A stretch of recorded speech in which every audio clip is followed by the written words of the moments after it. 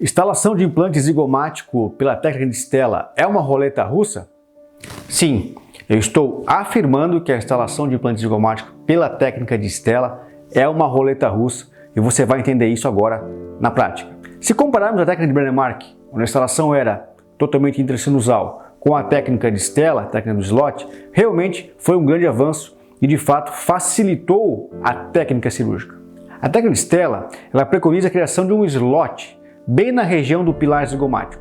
Ao seguir esse slot, a entrada da broca no corpo do zigoma iria ou deveria acontecer de maneira natural. Essa posição da broca, seguindo o slot, de fato pode até acontecer, mas também pode levar o cirurgião a introduzir a broca dentro da fossa infratemporal ou até mesmo perfurar a parede posterior do seio maxilar. A violação da fossa infratemporal pode ter várias consequências, e eu vou explicar mais sobre isso num outro momento.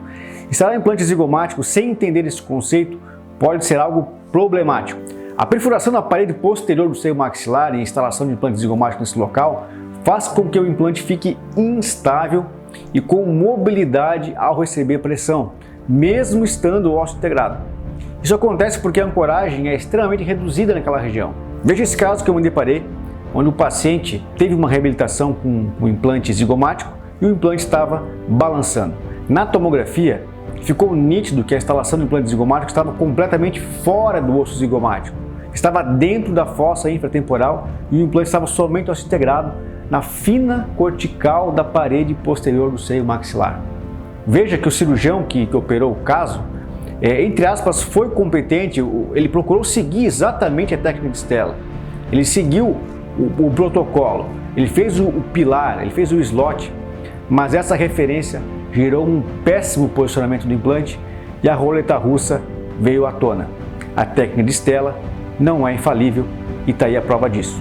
O tratamento nesses casos é a remoção de todos os implantes, instalação de novos implantes com o devido planejamento e execução, colocando os implantes na máxima disponibilidade óssea no corpo do zigoma. É ali que ocorre a estabilidade maior do implante zigomático.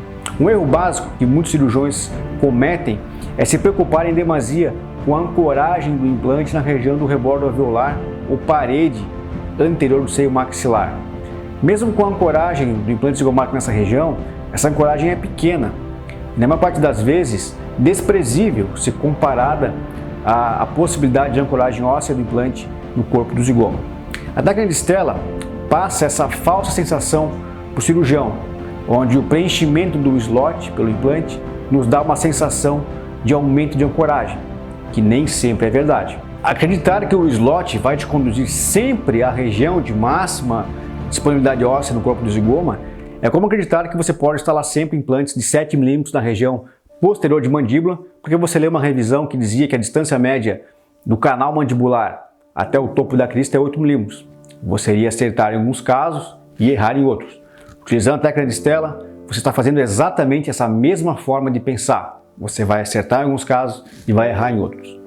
O mais importante, e precisa ser repetido sistematicamente, é que a anatomia da região zigomático-maxilar é extremamente variável entre os indivíduos e até mesmo no mesmo indivíduo, às vezes um lado é diferente do outro.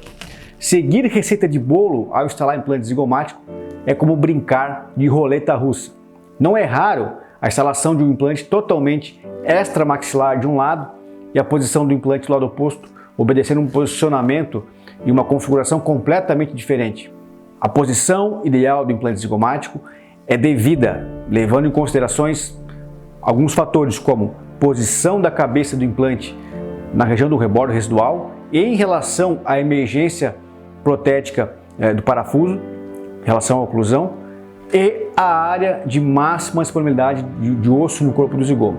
Quando esses dois fatores são considerados, fica nítido que não é possível a escolha pessoal de uma técnica padronizada, parametrizada e cartesiana, seja lá qual for, mas sim é a anatomia e a oclusão do paciente que precisam ser avaliados individualmente. É muito fácil dar aula de implante zigomático se pautando apenas em teoria, porém, na prática, as coisas são diferentes. O cirurgião aprende a técnica de slot, sua primeira cirurgia, ele ancora o implante com uma ótima inserção, um alto torque. Passa a acreditar que descobriu o caminho das pedras, que aprendeu a técnica infalível, que agora em diante é só seguir a mesma forma de raciocinar, está tudo certo. Vai para a segunda cirurgia, segue a mesma técnica e a sua perfuração cai completamente no vazio, no tecido mole, e a ansiedade se instala. Nesse momento, ele não sabe mais o que fazer, pois sua técnica infalível se provou falível para o caso em questão. Adivinha como eu aprendi isso? Passando por tudo isso. Foi aí que o conceito Zigoma 2.0 começou a ser desenvolvido. É dessa forma que a maioria dos cirurgiões desistem do implante zigomático, pois pensam que é difícil e é uma técnica pouco previsível. Na verdade, são vítimas de um processo de ensino deficiente de implante zigomático, não só no Brasil, mas como no mundo. Por isso que acreditamos tanto na necessidade de ampliar a forma de raciocínio do cirurgião em se tratando de implante zigomático. É fundamental não se apegar a dogmas, técnicas que se baseiam em distâncias médias ou fórmulas prontas. É claro que planejar um software 3D não é fácil, dá trabalho, leva tempo. É muito mais fácil seguir uma forma pronta. Porém, a instalação do implante zigomático é um procedimento mais avançado da implantodontia e exige que seja encarado como tal. Do contrário, estamos brincando de roleta russa. E como sabemos, mais cedo ou mais tarde, na roleta russa, sempre o pior em algum momento virá. É só uma questão de tempo. Se isso fez sentido para você, deixe seu comentário aqui embaixo. Se não fez, também. A crítica sempre é bem-vinda, é uma forma de nos fazer repensar sobre nossas crenças, nossos valores, e aí sim a gente consegue evoluir não só o nosso modo de pensar, mas principalmente o nosso resultado clínico. Forte abraço, até o próximo vídeo.